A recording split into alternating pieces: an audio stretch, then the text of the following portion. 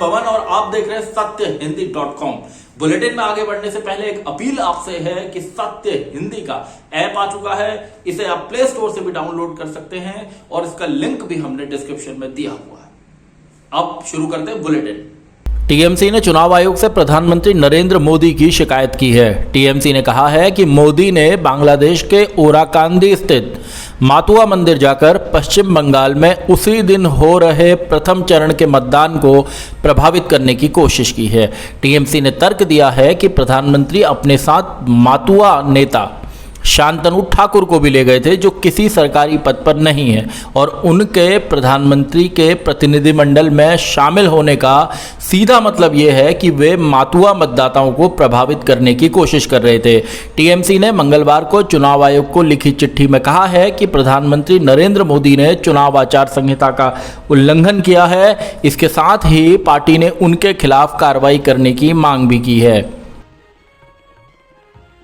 दिल्ली स्थित एम्स में मंगलवार को राष्ट्रपति रामनाथ कोविंद की बाईपास सर्जरी की गई और यह सफल रही। रक्षा मंत्री राजनाथ सिंह ने ट्वीट कर यह जानकारी दी है। विशेषज्ञ राष्ट्रपति की सेहत पर नजर रख रहे हैं। राष्ट्रपति को 27 मार्च की सुबह सीने में तकलीफ होने के बाद स्वास्थ्य जांच के लिए सेना के रिसर्च एंड रेफरल अस्पताल लाया गया था। डॉक्टरों ने यहां से उन्हें दिल्ली स्थित एम्स के लिए रेफर कर दिया था। राजनाथ सिंह ने बताया कि उन्होंने राष्ट्रपति के स्वास्थ्य के बारे में एम्स के निदेशक से जानकारी ली है। जम्मू कश्मीर की पूर्व मुख्यमंत्री महबूबा मुफ्ती ने आरोप लगाया है कि उन्हें भारत की सुरक्षा के लिए खतरा बताकर पासपोर्ट नहीं दिया गया। महबूबा ने कहा कि पासपोर्ट कार्यालय ने सीआईडी की रिपोर्ट का हवाला देते हुए उनका पासपोर्ट जारी करने से इनकार कर दिया है। यही कारण उनकी मां गुलशन नज़ीर के मामले में भी दिया गया है। महबूबा मुफ्ती ने कहा कि अगस्त 2019 के बाद से कश्मीर में सामान्य स्थिति के नाम पर यही हासिल किया गया है कि पूर्व मुख्यमंत्री का पासपोर्ट देश की संप्रभुता के लिए खतरा बन गया है। पिछले साल अगस्त 2019 में जम्मू कश्मीर का विशेष दर्जा खत्म कर राज्य को 2 हिस्सों में बांटने के दौरान महबूबा मुफ्ती, उमर अब्दुल्ला, फारूक अब्दुल्ला सहित कई नेताओं को हिरासत में ले लिया गया था और तीनों को लंबे वक्त तक हिरासत में रहना पड़ा था। 8 चरणों में होने वाले पश्चिम बंगाल के विधानसभा चुनाव के लिए आज दूसरे चरण का चुनाव प्रचार खत्म हो गया। इस चरण में नंदीग्राम सीट पर भी मतदान होना है। इस सीट पर मुख्यमंत्री ममता बनर्जी और उनकी सरकार में मंत्री रहे और अब बीजेपी के उम्मीदवार शुभेंदु अधिकारी के बीच सीधा मुकाबला है। ममता ने मंगलवार को नंदीग्राम में व्हील चेयर पर रोड शो किया तो शुभेंदु अधिकारी के समर्थन में केंद्रीय गृह मंत्री अमित शाह ने भी रोड शो किया। दूसरे चरण का मतदान 1 अप्रैल को होना है। बंगाल में 8 चरणों में मतदान होगा और 2 मई को नतीजे आएंगे। इस दिन बाकी 4 चुनावी राज्यों के भी नतीजे आएंगे। केरल विधानसभा चुनाव में प्रचार के दौरान इडुक्की के पूर्व सांसद जॉयस जॉर्ज ने कांग्रेस नेता राहुल गांधी के खिलाफ आपत्तिजनक टिप्पणी की है। जॉयस जॉर्ज सोमवार को एलडीएफ के उम्मीदवार एमएम मणि के लिए प्रचार कर रहे थे, तभी उन्होंने ये टिप्पणी की। जॉर्ज ने कहा, राहुल गांधी का कार्यक्रम ये होता है कि वह केवल महिलाओं के कॉलेज जाएंगे, वह वहां जाएंगे और लड़कियों को झुकना सिखाएंगे। बच्चों, आप उनके सामने नहीं झुके हैं क्योंकि वो कुंवारे हैं। जॉर्ज की इस टिप्पणी पर केरल में विपक्ष के नेता रमेश चेन्नीथला ने आपत्ति दर्ज कराई है। उन्होंने कहा कि कांग्रेस इस बयान के खिलाफ पूरे राज्य में प्रदर्शन करेगी। उन्होंने मांग की कि पूर्व सांसद को उनके इस बयान के लिए गिरफ्तार किया जाना चाहिए। राहुल गांधी केरल के वायनाड से सांसद हैं और अपने गठबंधन की जीत के लिए केरल में जोर लगा रहे हैं। मध्य प्रदेश के अलीराजपुर जिले से शर्मसार करने वाला वाकया सामने आया है। यहां 16 साल की बलात्कार पीड़िता लड़की की गांव में अभियुक्त के साथ परेड निकाली गई और भीड़ ने इन दोनों को पीटा। भीड़ ने इन दोनों को एक रस्सी से बांध दिया और गांव की गलियों में घुमाया। पुलिस ने इस मामले में 6 लोगों को गिरफ्तार कर लिया है। भीड़ ने पीड़िता को बलात्कारी के साथ पूरे गांव में चलने के लिए मजबूर किया। ये भी बताया जा रहा है कि पीड़िता के घर वाले भी इस भीड़ में शामिल थे। केंद्रीय गृह मंत्री अमित शाह और एनसीपी सुप्रीमो शरद पवार की अहमदाबाद में हुई कथित मुलाकात के बाद से महाराष्ट्र में ये बात लोगों की जुबान पर है कि क्या महाराष्ट्र में भी ऑपरेशन लोटस चलने जा रहा है।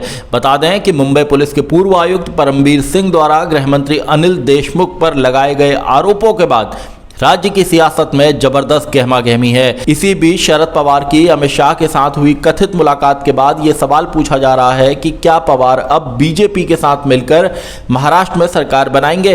नवंबर 2019 में भी ऐसी ही चर्चा चली थी कि बीजेपी और एनसीपी मिलकर महाराष्ट्र में सरकार बना सकते हैं। पवार के साथ हुई मुलाकात को लेकर जब केंद्रीय गृह मंत्री अमित शाह से सवाल पूछा गया तो उन्होंने कहा कि सब कुछ सार्वजनिक नहीं किया जा सकता है।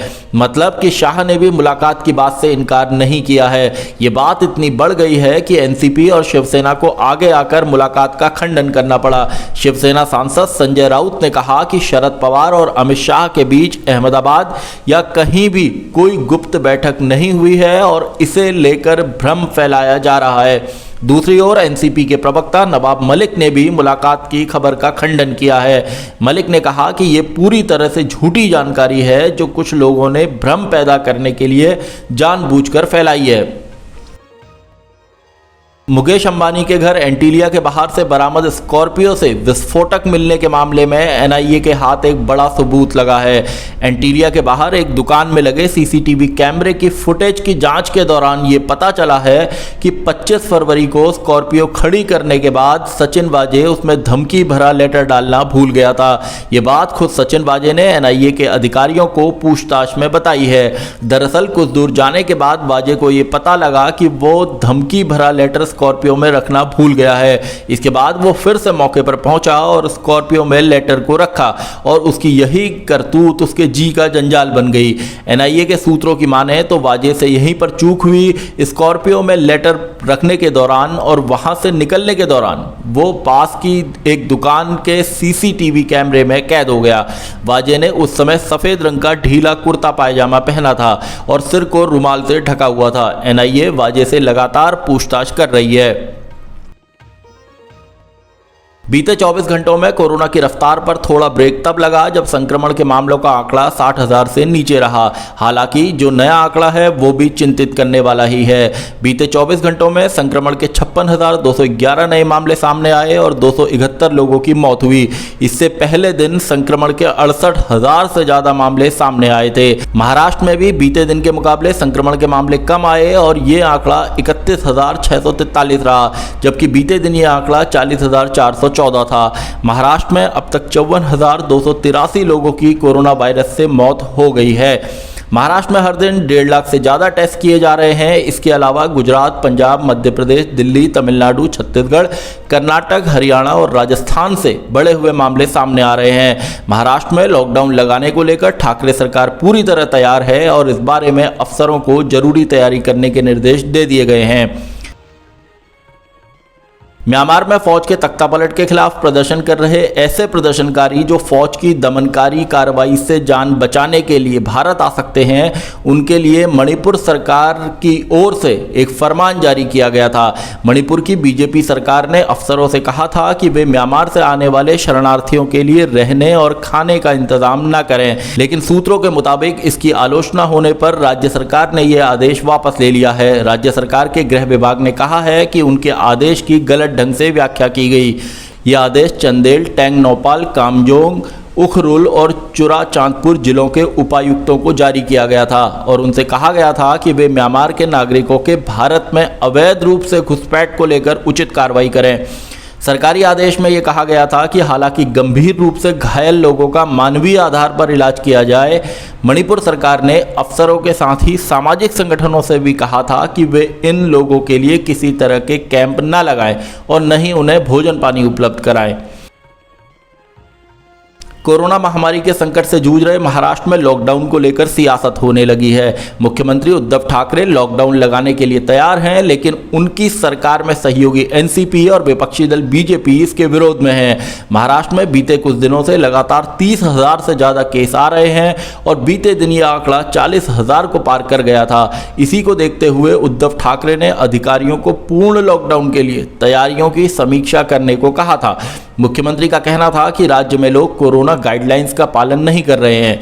महाराष्ट्र सरकार में मंत्री और एनसीपी के नेता नवाब मलिक ने न्यूज एजेंसी एएनआई से बातचीत में कहा है कि अगर लोग नियमों का पालन करें तो लॉकडाउन को टाला जा सकता है। महाराष्ट्र बीजेपी का कहना है कि कोरोना को रोकने के लिए लॉकडाउन कोई उपाय नहीं है और इसे लगाने का विरोध किया जाएगा। हालांकि अभी पूरे राज्य में नाइट कर्फ्यू लगा हुआ है।